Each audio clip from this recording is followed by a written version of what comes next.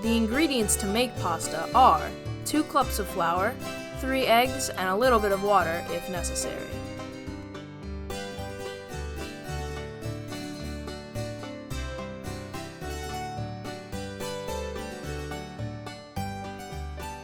Once all the ingredients have been mixed, you're going to want to knead the dough for at least 10 minutes.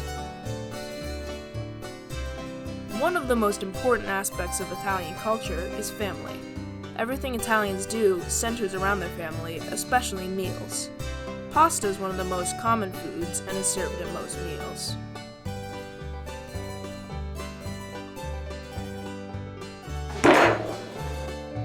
You're going to want to let your dough rest for at least 30 minutes.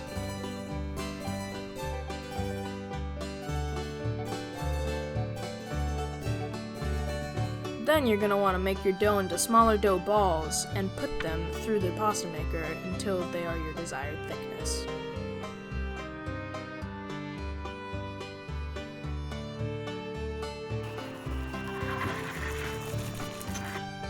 Put your pasta in the boiling water for 4 to 5 minutes, and then put on your desired sauces and enjoy.